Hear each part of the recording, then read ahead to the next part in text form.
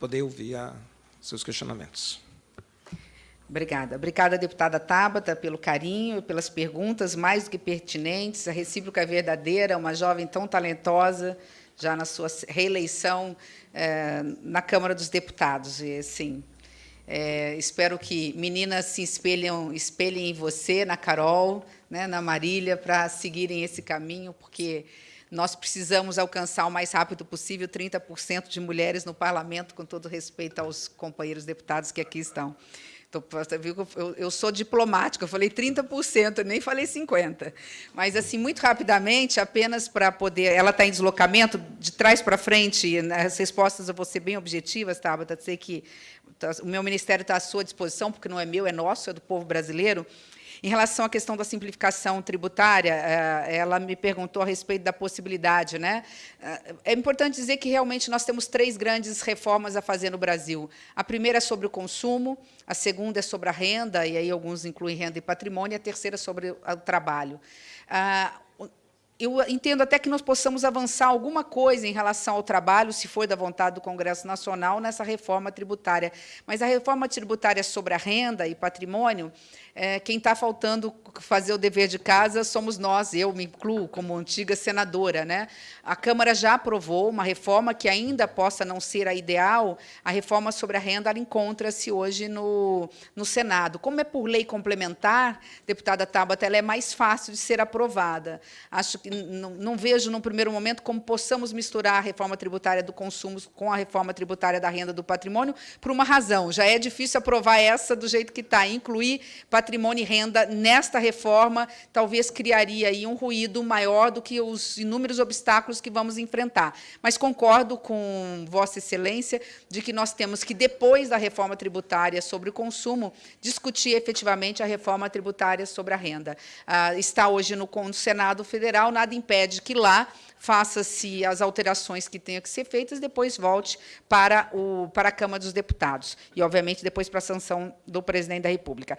Em relação aos benefícios, em relação aos incentivos para como equilibrar essa questão de que temos muitos benefícios fiscais que hoje consomem mais de 3% do PIB brasileiro, com a possibilidade de criar novos incentivos para que possamos garantir a questão da sustentabilidade, a questão do desenvolvimento socioambiental, a questão climática, né, que é o tributo verde, né, ou não tributar aqueles produtos que, de alguma forma, impactem positivamente na questão ambiental. Mas esse é um desafio que não acho difícil ser superado. Não digo que necessariamente dentro dessa reforma tributária, se é da vontade do parlamento, se assim o for, mas em relação àqueles bens chamados, aqueles produtos chamados do pecado, foi assim que um ex-ministro da Economia já mencionou, está, acho que, nessa reforma, a questão do imposto seletivo, podemos sair por aí uma tributação maior, né, se for da vontade do Congresso Nacional, em relação, por exemplo, a cigarros, bebidas, enfim. Né, a própria reforma tributária cria-se mecanismos. É uma discussão interessante e inteligente, a meu ver, pelo menos discutir alguma questão de benefícios no que se refere à economia verde, à economia circular. Por fim, a deputada Tabata tocou numa menina dos olhos do nosso ministério. Pela primeira vez, o Ministério tem, o governo federal tem, uma secretaria específica para monitorar, não só em tempo real, mas anteriormente, a avaliação de políticas públicas no Brasil. O problema do Brasil não é só que o Brasil cobra muito e cobra mal, né? Ou seja, é mal distribuída a tributação no Brasil, onde os pobres pagam proporcionalmente mais impostos que o rico, porque nós tributamos demais no consumo e menos na renda. O problema também é que o governo gasta muito e gasta mal.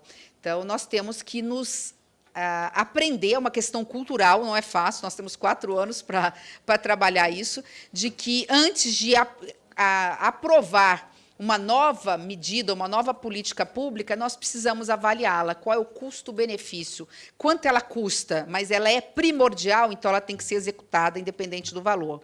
Mas quanto ela custa, ela não é tão importante, qual é o custo-benefício dela? Então, isso é avaliação de políticas públicas, não para cortar necessariamente programas, mas para qualificar, melhorar, aperfeiçoar e, obviamente, eliminar aqueles que não estão, de forma alguma, dando certo e não são considerados prioritários. minoritários. Então, nós temos um dos maiores especialistas, tenho a honra de dizer, nesse assunto, que aceitou ser nosso secretário, conhecido pela deputada Tabata, que está aqui, que é o economista Sérgio Firpo. Ele está ali na ponta, à minha direita, mas à disposição para qualquer coisa, inclusive para, se houver necessidade, dar todos os parâmetros e números, deputados, se houver, de alguma forma, se for da vontade da Câmara, apresentar, dentro da reforma tributária, algum texto, algum dispositivo que possa vincular qualquer tipo de iniciativa dentro dessa reforma a políticas públicas baseadas em evidências. Passar a palavra para o próximo orador, deputado Clodoaldo Magalhães, por 3 minutos.